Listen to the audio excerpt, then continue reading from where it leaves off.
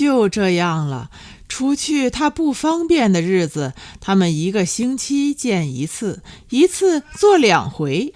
他们没有同居，但是2个人却是越来越亲了，偶尔还说说家乡话什么的。他倒是动过一次念头的，想让他搬过来住，这对他的开销绝对是个不小的补助。不过话到了嘴边，他还是没敢说出来。他的开销是压下去了，他的开销可要往上升。一天有3顿饭呢，他还能不能顶得住？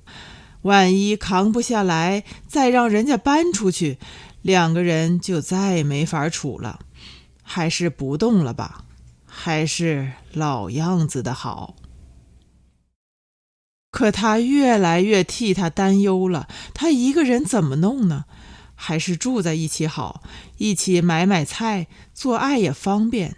性真是一个十分奇怪的东西，它是什么样的一种药，怎么就叫人那么轻松的呢？还有一点也是十分奇怪的，做得多了，人就变黏糊了，特别亲，就想好好的对待它。可到底怎么个对待才好，又说不上来了。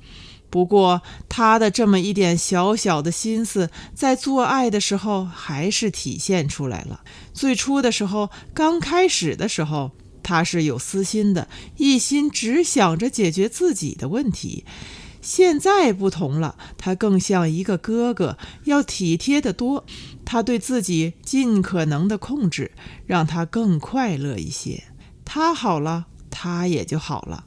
他就希望他能够早一点好起来。秋凉下来之后，他回了一趟老家。他其实是想和他一起回去的，一想不成了。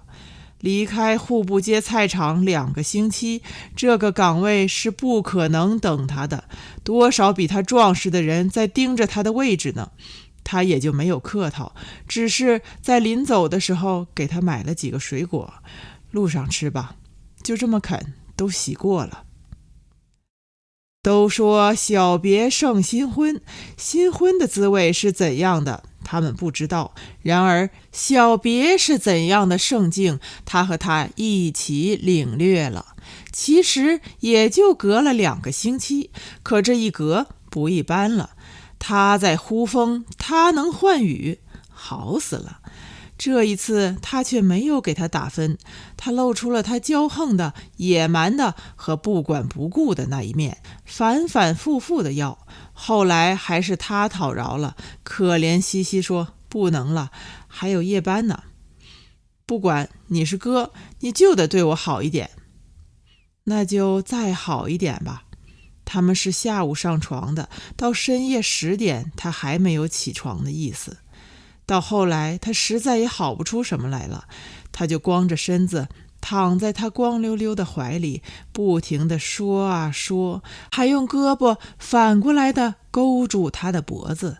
2个人无限的欣喜，无限的缠绵了。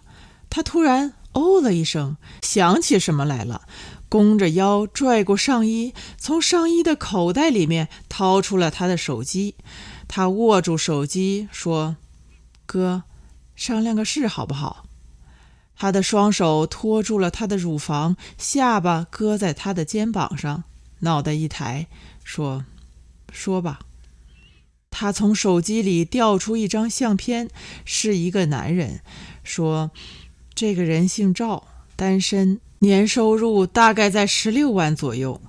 他噼里啪啦摁了几下按钮，又调出一张相片，却是另外一个男人，说这个呢姓郝，离过一次，有一个7岁的女儿，年收入在30万左右，有房有车。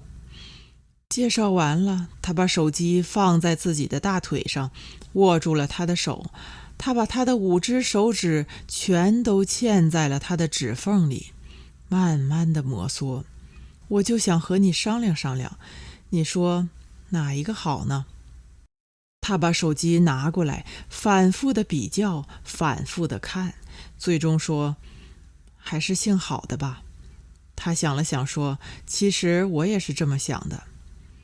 他说还是收入多一些稳当。他说其实我也是这么想的。商量的进程是如此的简单，结论马上就出来了。他就特别定心，特别疲惫地躺在了他的怀里，手牵着手，一遍又一遍地摩挲。后来他说：“哥，给我穿衣裳好不好嘛？”撒娇了。他就光着屁股给他穿好了衣裳，还替他把衣裤上的褶皱都拽了一遍。他想送送他，他说还是别送了吧，还是赶紧吃点东西去吧。他说还有夜班呢。他就没送。他走之后，他便坐在了床上，点了一根烟，附带把他吊在床上的头发捡起来。